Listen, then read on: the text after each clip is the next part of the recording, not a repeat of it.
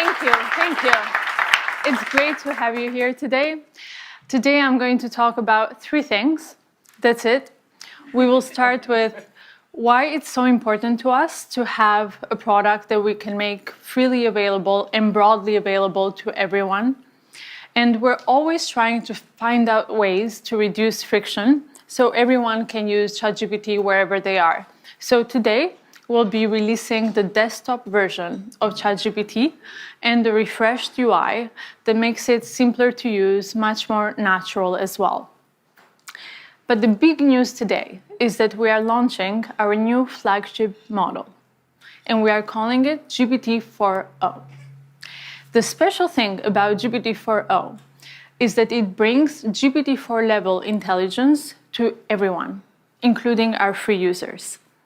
We'll be showing some live demos today to show the full extent of the capabilities of our new model, and we'll be rolling them out iteratively over the next few weeks. All right, so let's get started. A very important part of our mission is to be able to make our advanced AI tools available to everyone for free. We think it's very, very important that people have an intuitive feel for what the technology can do. And so we really want to pair it with this broader understanding. And we're always finding ways to reduce that friction. And recently, we made ChatGPT available without the sign-up flow. And today, we're also bringing the desktop app to ChatGPT because we want you to be able to use it wherever you are. As you can see, it's easy, it's simple, it integrates very, very easily in your workflow. Along with it, we have also refreshed the UI. We know that these models get more and more complex, but we want the experience of interaction to actually become more natural, easy, and for you not to focus on the UI at all, but just focus on the collaboration with ChatGPT. And now the big news. Today, we are releasing our newest flagship model. This is GPT-4o.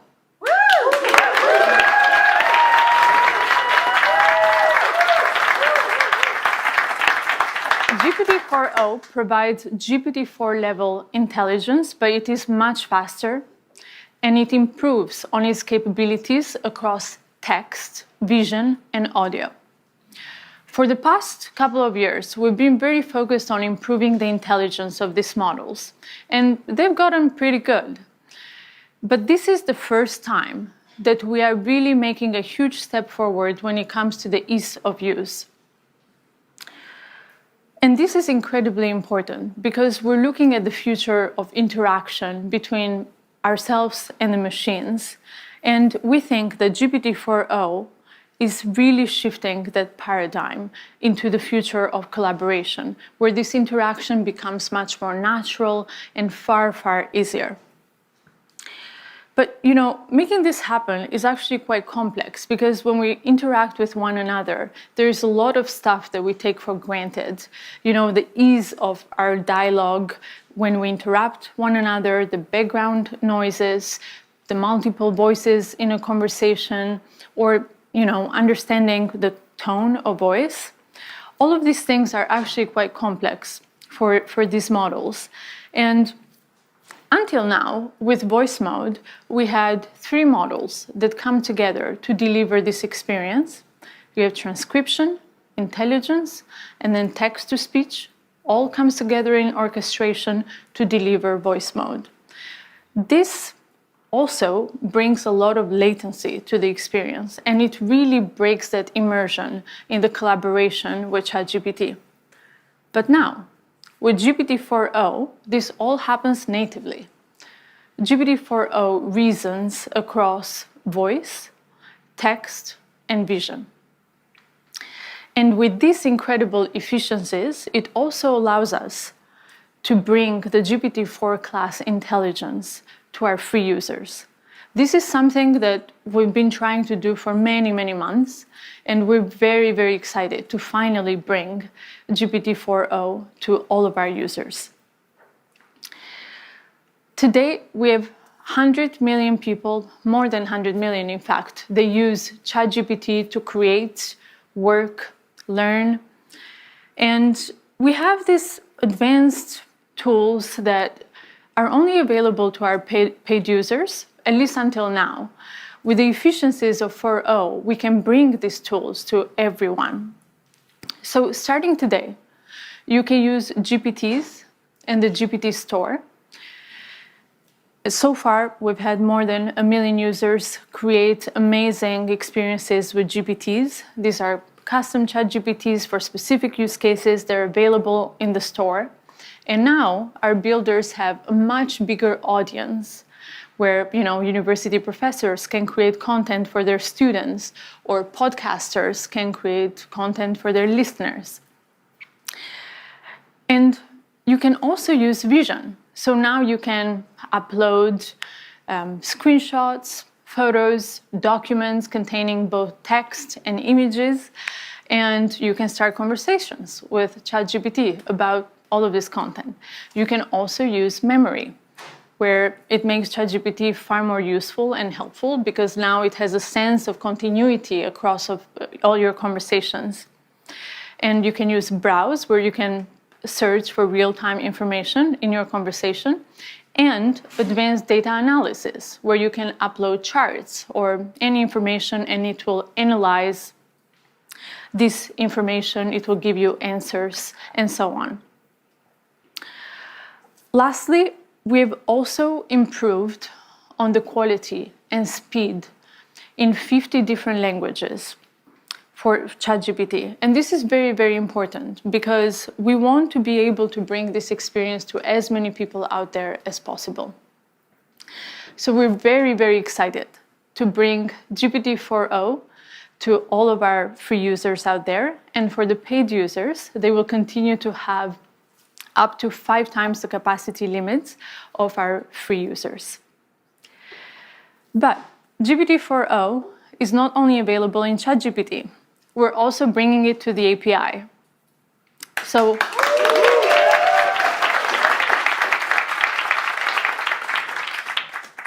our developers can start building today with GPT-4o and making amazing AI applications, deploying them at scale. 4o is available at 2x faster, 50% cheaper, and 5 times higher rate limits compared to GPT-4 Turbo. But, as we bring these technologies into the world, it's quite challenging to figure out how to do so in a way that's both useful and also safe. And GPT-4o presents new challenges for us when it comes to safety because we're dealing with real-time audio, real-time vision. And our team has been hard at work figuring out how to build in mitigations against misuse.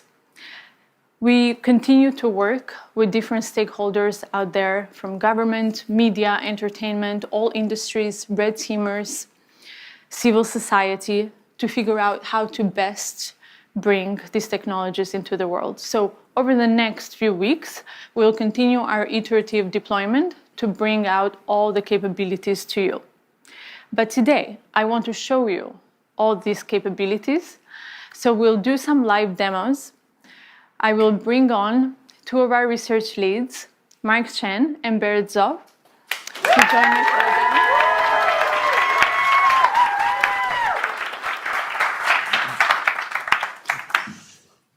Hi, I'm Berit. Hey, I'm Mark. So one of the key capabilities we're really excited to share with you today is real-time conversational speech. Let's just get a demo fired up. So I'm taking out a phone. If you are wondering about this wire, it's so we have consistent internet. And if you see, there's this little icon on the bottom right of the ChatGPT app, and this will open up GPT-4o's audio capabilities. Hey, ChatGPT, I'm Mark. How are you? Oh, Mark. I'm doing great. Thanks for asking. How about you? Hey, so I'm on stage right now. I'm doing a live demo, and frankly, I'm feeling a little bit nervous. Can you help me calm my nerves a little bit? Oh, you're doing a live demo right now? That's awesome. Just take a deep breath. And remember, you're the expert here. I like that suggestion. Let me try a couple deep breaths. Can you give me feedback on my breaths? Okay, here I go. Whoa, slow do a bit there. Mark, you're not a vacuum cleaner. Breathe in for a count of 4. Okay, let me try again. So I'm gonna breathe in deeply and then breathe And then out. for 4, and then exhale slowly. Okay, I'll try again. Breathing in and breathe out. That's it. How do you feel? I feel a lot better. Thank you so much. So Mark, you've been working on these capabilities for a while now. Can you tell us a bit how it's different from voice mode? Right, so if you've used our voice mode experience before, you'll notice a couple key differences. First, you can now interrupt the model. You don't have to wait for it to finish your turn before you can start speaking, and you can just butt in whenever you want. Second, the model is real-time responsiveness. So that means that you don't have this awkward 2 to 3 second lag before you wait for the model to give a response. And finally, the model picks up on emotion, right? When I was breathing super hard there, it could tell and it knew, hey, you might want to calm down a little bit. You're kind of running a little bit too fast. So, it really has that capability across the board to perceive your emotion. Not only that, though, the model is able to generate voice in a variety of different emotive styles. And it really has a wide dynamic range. So I'm going to fire up another demo for that. Yeah. Hey, ChatGPT, how are you doing? I'm doing fantastic. Thanks for asking. How about you? Pretty good. What's up? So my friend Barrett here, he's been having trouble sleeping lately. And I want you to tell him a bedtime story about robots and love. Oh, a bedtime story about robots and love? I got you covered. Gather round, Barrett. Once upon a time, in a world not too different from ours, there was a robot named Byte. Byte was a curious robot, always exploring. You started this story, but I want a little bit more emotion in your voice, a little bit more drama. Got it. Let's add some drama. Once upon a time, in a world not too different from ours, there was a robot named Byte. No, ChatGPT. I really want maximal emotion, like maximal expressiveness, much more than you were doing before. Understood. Let's amplify the drama. Once upon a time, in a world not too different from ours, there was a robot named Byte. Byte Actually, can was you do this in a robotic voice now? initiating dramatic robotic voice. Once upon a time, in a world not too different from ours, there was a robot named Byte. Byte was a curious robot, always exploring new circuits. Seeing, Barrett here, calm down a little bit. Can you end the story, but do it in a singing voice? And so Byte found another robot friend, and they lived circuitly ever after. Thank you so much. I definitely feel a lot more relaxed.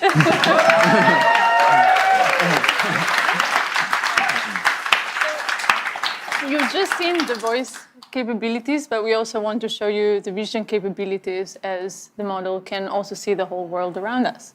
Yeah, absolutely. Like as you can see, you can chat with ChatGPT in real time, but you can also interact with it with video as well. Okay, so let me boot up ChatGPT. Hey, ChatGPT.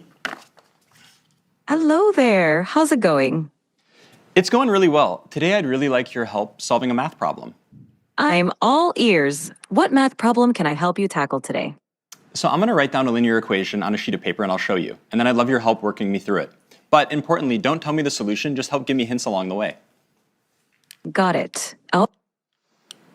Okay, I see it. No, I didn't show you yet. Just give me help along the way. 1 second.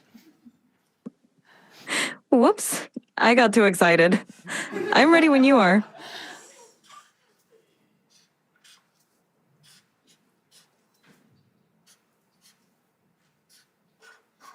So, ChatGPT, what equation did I write down there? Ah, I see it now. You wrote down 3x plus 1 equals 4. Yep, exactly. So what's the first step I should take to try to solve this? The first step is to get all the terms with x on one side and the constants on the other side. So what do you think we should do with that plus 1? Okay, I'm going to try to subtract 1 from both sides, and then I'll see what I get. Great idea.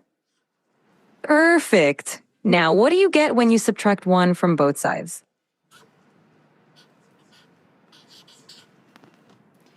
Okay, so ChatGPT, this is what I ended up with. How does this look? Spot on. Now you've isolated the term with x on one side, and it looks like 3x equal 3.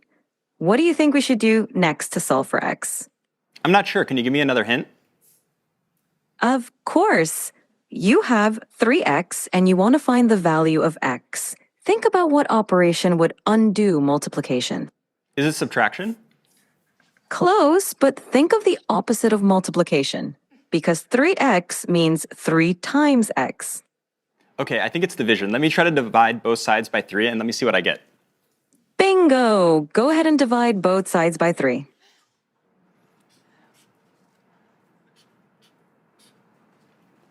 Okay, so ChatGPT, this is what I ended up with. How does this look? It looks perfect. You've solved it, and x equals 1. Nicely done. How do you feel about solving linear equations now? Yeah, honestly, I'm now pretty confident I can solve linear equations. But why would you ever need to use this in the real world? I'm really skeptical. That's a fair question. Linear equations pop up in a lot of everyday situations, even if we don't realize it. For example, calculating expenses, planning travel, cooking, and even in business for profit and loss calculations. It's basically a way to solve problems where you need to find an unknown value. Plus, Wow, it's okay. I have a lot of unknown values in my life. I'm totally convinced I'm going to learn math now. I love that attitude. Math can definitely help solve some of life's mysteries. Whenever you're ready to dive into more math, I'm here for you. Anything else you'd like to tackle today? So ChatGPT, I really love that you taught the value of math to my friend Mark. And I wrote one last thing I'd love if you could take a look at. Of course. I'd love to see what you wrote. Show it to me whenever you're ready. Okay, so this is what I wrote down. What do you see? I see. I love ChatGPT. That's so sweet of you. Yeah, well, I really appreciate all the help. So yeah, as we can see, Wow, that's quite the outfit you've got on. yeah, as we can see, we can chat in real time to ChatGPT, and not only that, we can interact with it with video as well. And I swear, if you look at Barrett's GPT history, it's all equations like this. Now that you know you can do linear equations, can you Yes. show us something more complex? I think so. Okay, next let's try something coding related. So let me take out a computer for this. Okay, so I'm going to open the ChatGPT desktop app, like Mira was talking about before. Okay, and to give a bit of background on what's going on, so here we have a computer, and on the screen we have some code, and then the ChatGPT voice app is on the right. So ChatGPT will be able to hear me, but it can't see anything on the screen. So I'm going to highlight the code, Command C it, and then that will send it to ChatGPT, and then I'm going to talk about the code to ChatGPT. Hey, ChatGPT. Hey there, how's it going? Yeah, it's going really well. I was wondering if you could help me with a coding problem today. Of course, I'd love to help you out. What's the coding problem you're dealing with? Okay, I'm going to share with you some code. 1 second. Sure thing. Take your time. Okay, so I just shared some code with you. Could you give me a really brief one-sentence description of what's going on in the code? This code fetches daily weather data for a specific location and time period, smooths the temperature data using a rolling average, annotates a significant weather event on the resulting plot, and then displays the plot with the average, minimum, and maximum temperatures over the year. Awesome, thanks so much. And in the code, there's this function foo. Can you describe to me what the plot would look like if I had versus didn't have this function? Sure. The function foo xy takes in a data frame x containing temperature data and a window size y for calculating the rolling mean. It smooths the average temperature, minimum temperature, and maximum temperature columns by applying a rolling mean over the specified window. With the foo function, The plot would show smoother temperature lines because the rolling mean reduces the noise or fluctuations in the data. Awesome. This makes Thanks so much. So yeah, I definitely will want to apply this function. And so I'm going to generate the plot and then show it to you. Give me 1 second. Absolutely. Take your time. I'm excited to see the plot when you're ready. Yeah. So far, ChatGPT has only been able to see the code. And now I'm going to run it, and then I'll use the vision capabilities of the ChatGPT desktop app so it can actually see everything going on the screen as well.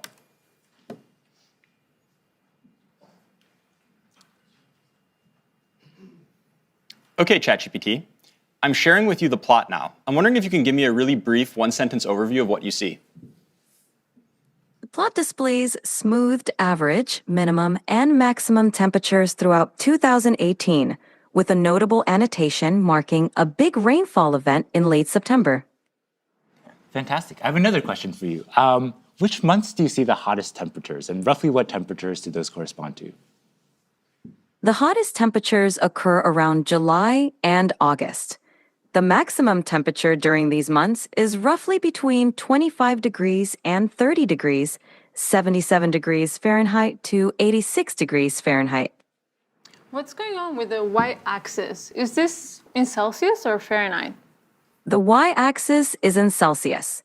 The temperatures are labeled accordingly, such as average temperature, minimum temperature, and maximum temperature. Yeah. So as we can see, not only can ChatGPT help me solve very easy linear algebra equations that I need help with, it can also interact with code bases and see the outputs of plots and everything like this going on a computer.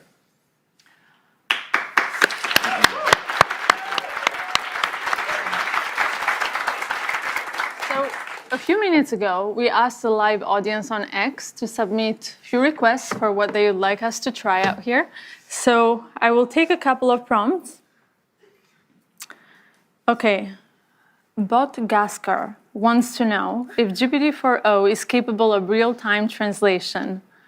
Mark, you want to try this one? Sure, yeah, it? let's do it. All right. Yeah. I speak Italian, so we can okay, just cool. do English, Italian. Let's try to do English-Italian. Sure, let's do it. Hey, ChatGPT, how are you? I'm doing fantastic. Thanks for asking. How about you? How's your day going? I'm doing great. So I would like you to function as a translator. I have a friend here who only speaks Italian, and I only speak English. And every time you hear English, I want you to translate it to Italian. And if you hear Italian, I want you to translate it back to English. Is that good? Perfetto. Mark, io mi chiedo se le balene potessero parlare, cosa ci direbbero? Mike, she wonders if whales could talk, what would they tell us? They might ask, how do we solve linear equations? Potrebbero chiederci come risolviamo le equazioni lineari. Sicuramente sì. Certainly, yes. Great, looks like it works.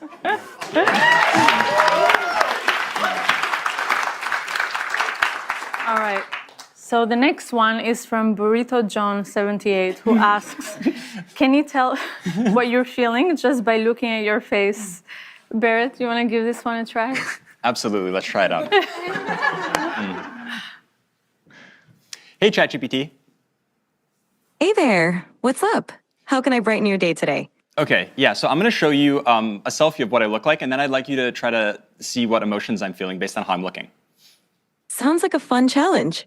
Go ahead and show me that selfie, and I'll put my emotional detective hat on. OK, so here's me. So what kind of emotions do you think I'm feeling? It seems like I'm looking at a picture of a wooden surface. Oh, you know what? That was the thing I sent you before. Don't worry, I'm not actually a table. OK, so take another look. That makes more sense. There we go. It looks like you're feeling pretty happy and cheerful, with a big smile and maybe even a touch of excitement. Whatever's going on, it seems like you're in a great mood. Care to share the source of those good vibes? Yeah, no, the reason I'm in a really good mood is because we were doing a presentation showcasing how useful and amazing you are. Oh, stop it. You're making me blush. Amazing. Well, that's it for today on live demos. As you can see, this is this just feels so magical, and that's wonderful. But we also want to remove some of the mysticism from the technology and bring it to you so you can try it for yourself. So over the next few weeks, we'll be rolling out these capabilities to everyone. Today has been very much focused on the free users and the new modalities and new products, but we also care a lot about the next frontier. So soon we'll be updating you on our progress towards the next big thing. And before we wrap up, I just want to thank the incredible OpenAI team, and also thanks to Jensen and the NVIDIA team for bringing us the most advanced GPUs to make this demo possible today. And thank you all very, very much for being a part of this today.